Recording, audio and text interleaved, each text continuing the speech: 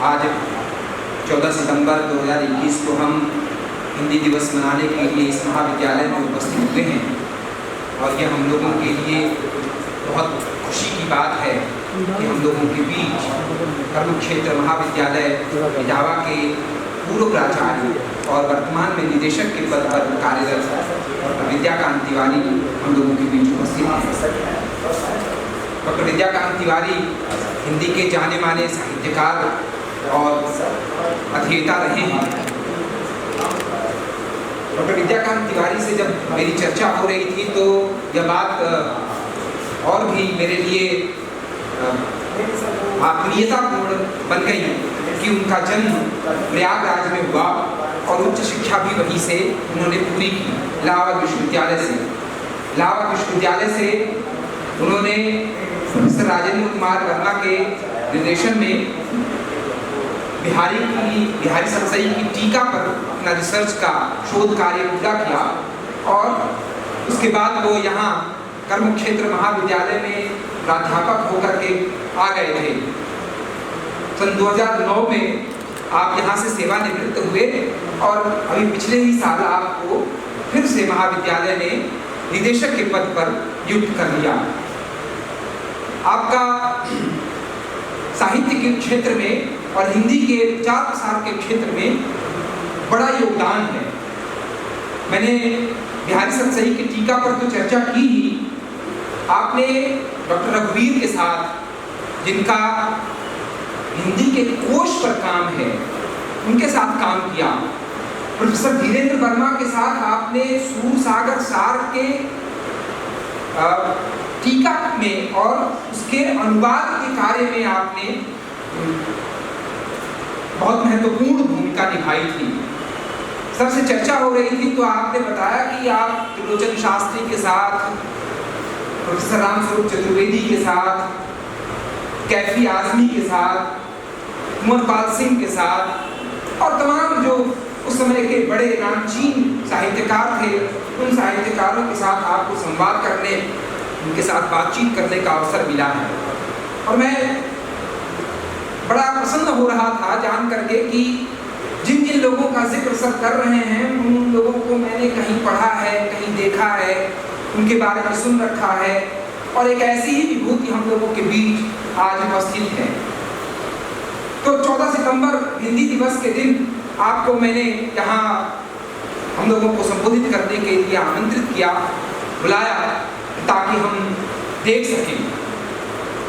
हम लोगों ने यह विषय हिंदी कल, आज और कल आप देख रहे होंगे कि जो वर्तमान में दशा है, इस दशा से पहले क्या दशा थी उसके लिए हमने कल का प्रयोग किया और फिर कल क्या दशा होगी, भविष्य में क्या इसका हर्ष होने वाला है, उसके संबंध में भी इस विषय पर विचार करना तय किया। और मुझे इस बात की भी बड़ी खुशी है कि डॉक्टर विद्याकांत तिवारी उन लोगों में से हैं जिन लोगों ने हिंदी भाषा के प्रचार प्रसार के लिए जेल खाने की हवा खाई। इलाहाबाद विश्वविद्यालय में पढ़ते हुए आपने डॉक्टर राम मनोहर लोहिया, जो हिंदी भाषा के प्रचार प्रसार के लिए बहुत बड़े हस्ती के रूप में जाने जाते हैं, इलाहाबाद में उन्होंने बड़ा काम किया, तो आपने उनके निर्देशन में आंदोलनों में भाग लिया और उसके बाद पुलिस पकड़ के भी ले गई थी। यानी एक बात यह है कि अपने ही देश में, स्वतंत्र देश में अपनी भाषा के प्रचार प्रसार के लिए आंदोलन रहे हैं और उस पर उन्होंने काम भी किया है। तो संविधान में अपनी हिंदी के स्वीकृत होने, उसके 15 वर्ष के बाद इसे पूरी तरह से स्वीकार कर लिए जाने, राजभाषा बनाए जाने की प्रक्रियाओं से जो व्यक्ति जुड़ा रहा है, जो लगभग एक आधी सदी, लगभग 50 वर्षों तक इस प्रक्रिया से अपने को पूरी तरह से संबद्ध करके रखे हुए है, जो आने वाले कल पर भी बहुत अच्छी नजर रखता है, ऐसे व्यक्ति को हम अपने बीच पा करके बहुत खुश और आह्लादित महसूस कर रहे हैं। सर से यह भी चर्चा हो रही थी कि ज़बाने उर्दू को जब एक बार शासन ने निर्णय लिया कि हम इसे दूसरी भाषा बनाएंगे और राजभाषा के रूप में इसका दर्जा देंगे, तो आप लखनऊ में एक संगोष्ठी में कैफी आदमी से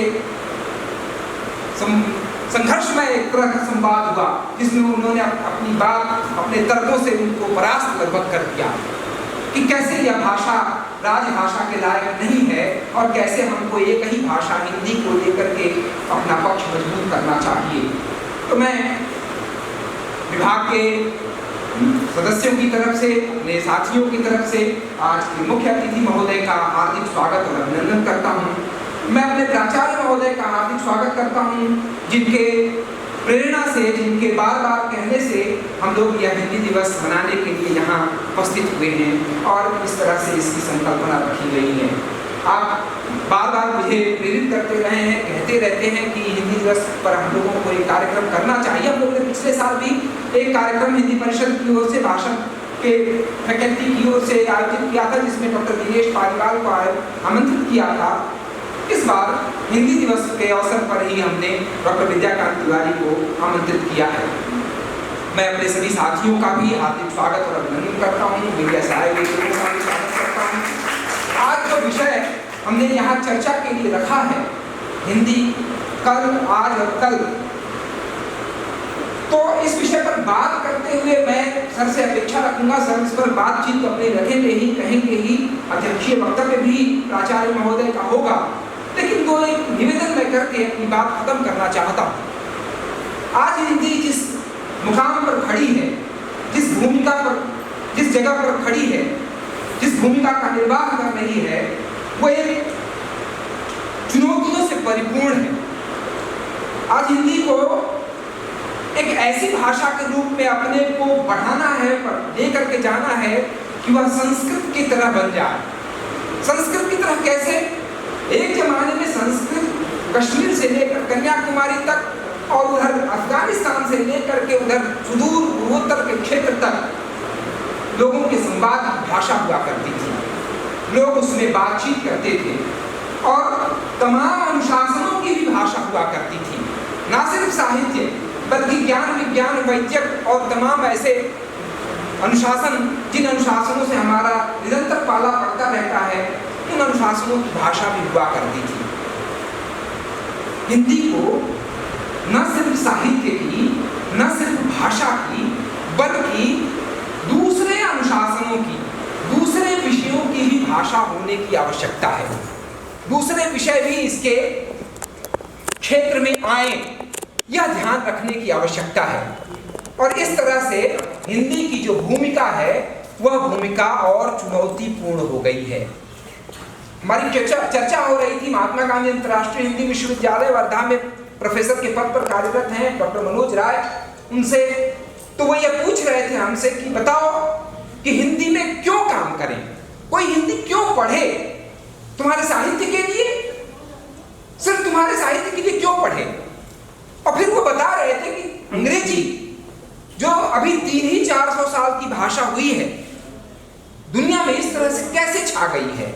सब लोग हिंदी माध्यम को छोड़ करके अंग्रेजी माध्यमों की तरफ क्यों भाग रहे हैं, उसी की तरफ पढ़ने के लिए हमारा विशेष जोर क्यों रहता है। जब हम उच्च शिक्षा की तरफ चले आते हैं तो बार बार ये कहते हैं कि हिंदी में उत्कृष्ट सामग्री का अभाव है, अच्छी सामग्री तो अंग्रेजी में मिलेगी। हमारे प्राचार्य महोदय एक अर्थशास्त्र के प्रोफेसर हैं, आप बहुत बार ये बात चर्चा में भी रखते हैं कि उत्कृष्ट जो लेखन है अर्थशास्त्र का, वह तो अंग्रेजी में है। अब ये चीज कैसे बन गई 300-400 साल पुरानी भाषा का? तो यह बात भी निकल कर के आई कि जब यहाँ अंग्रेज शासक के रूप में आए तो उन्होंने एक बात ध्यान में रखी। वो बात ये थी कि हम लोगों को अपनी भाषा मजबूत करनी है। मजबूत करने के लिए क्या करना है? दूसरी भाषाओं का जो उत्कृष्ट साहित्य है उसे हमको सबसे पहले अपनी भाषा में ले आना पड़ेगा। और इसलिए विलियम जोन्स जिसने एशियाटिक सोसाइटी की स्थापना की, मैक्स मुलर जिसने वेदों का अध्ययन किया, मार्शल, कनिंघम, तमाम ऐसे विद्वान आए जिन लोग, फादर कामिल मुल्के हिंदी में एक बड़ा नाम है, इन सब लोगों ने संस्कृत का, भारत का जो भी वांग्मय था उसको अपनी भाषा में अनुवादित किया, सबके लिए सुलभ किया। तो वेदों में हम तो एक चीज ऋग्वेद में लेकर के चलते आ रहे हैं, क्या नो भद्राकृतो यन्तु विश्वतः, let noble thoughts come from everywhere. लेकिन लेट नोवेल थॉट्स को दूसरे से ले आने में हम कितने संकुचित हो गए हैं, कितना छोटा हमने अपना दिल दिमाग कर लिया है कि अपने ही भाषा तक सीमित हो गए हैं। कितनी कम मात्रा में दुनिया भर की जो दूसरे अनुशासनों की किताबें हैं उनका अनुवाद हम कर पाते हैं। और अनुवाद की भी क्या समस्या है सबको बहुत अच्छे से पता है, टकसाली किस्म का, एकदम मशीनीकरण वाला। कल ही इस बात पर चर्चा हो रही थी कि एक ने एक आमंत्रण पत्र बनवाया, छपवाया, तो उसमें गूगल किया, उसने गूगल करने पर एनलाइटनमेंट एक शब्द मिला, तो एनलाइटनमेंट का हिंदी में अनुवाद कर दिया प्रकाशित करना। अब अपने विचारों को प्रकाशित करना, इस तरह की टर्मिनोलॉजी, इस तरह के शब्दावली का प्रयोग कितना असहज फील कराने वाला है, असहज महसूस कराने वाला है। तो अनुवाद की भी एक समस्या, हमारी हिंदी जन जन की, सभी लोगों की व्यवहार की भाषा बने, पढ़ाई लिखाई के माध्यम की भाषा बने, उससे अधिक रोजगार की भाषा बने, यह एक बड़ी चुनौती जिसकी तरफ मैं संकेत करना चाह रहा हूं, हमारे सामने खड़ी है। तो हिंदी ना सिर्फ अपने भाषा साहित्य से बल्कि दूसरे अनुशासनों से भी जुड़ने की एक मांग रखती है, एक आवश्यकता महसूस करती है। कोशिशें हो रही हैं लेकिन उतनी पर्याप्त नहीं है जितनी होनी चाहिए। हमारी बातचीत हो रही थी बालेंदु शर्मा दाधीच से। बालेंदु शर्मा दाधीच वह व्यक्ति हैं जिन्होंने कंप्यूटर पर हिंदी देवनागरी लिखना सुगम किया। आज हम वॉइस टाइपिंग करके, बोल करके अपने मोबाइल पर टाइप कर लेते हैं, रोमन अक्षरों में लिखते हैं और उसका तर्जुमा वहाँ हिंदी में हो जाया करता है। तो इन सब के पीछे अपने वर्णों को, अपने शब्दों को वहाँ कंप्यूटर की भाषा बना देने के पीछे, यूनिकोड डेवलप करने के पीछे बालेंदु शर्मा दाधीच का बड़ा हाथ है। तो वह भी यह बात कह रहे थे कि कोशिशें हम लोगों ने की हैं लेकिन इसे और भी आगे बढ़ा करके ले जाने की आवश्यकता है। तो आज हम लोगों के बीच में हमारे मुख्य अतिथि डॉक्टर विद्याकांत तिवारी जी हैं। उन्होंने कल देखा है, हम लोग तो सिर्फ पढ़ करके महसूस कर पाते हैं, दूसरे लोगों की बातचीत से जान पाते हैं कि क्या चल रहा है, क्या हुआ था। उन्होंने अपनी आंखों से देखा है, वह इसका अंग रहे हैं। तो इस तरह से उनकी बातचीत अधिक आत्मीयतापूर्ण, यथार्थ से कहीं अधिक सन्निकट, कहीं अधिक सत्य होगी। तो कल पर वह थोड़ी सी दृष्टि रखेंगे। वर्तमान में वह विद्यार्थियों से, मैं कुबेरनाथ राय के एक निबंध की चर्चा करके यहाँ अपनी बात खत्म करूँगा। उनका एक निबंध हम लोगों को इस साल पढ़ना है, उत्तरा फाल्गुनी के आसपास।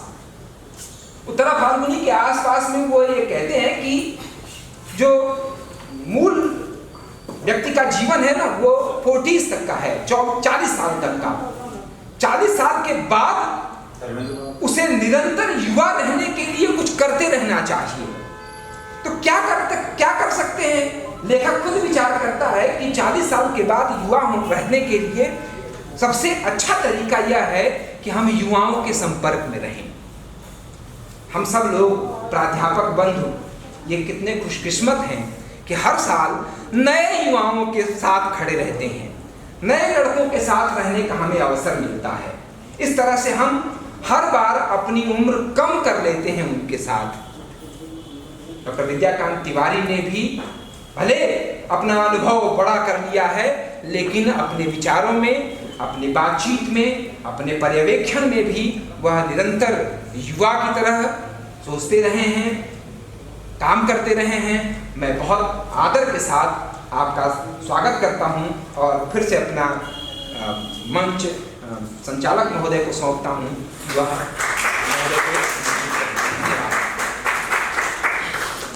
धन्यवाद सर।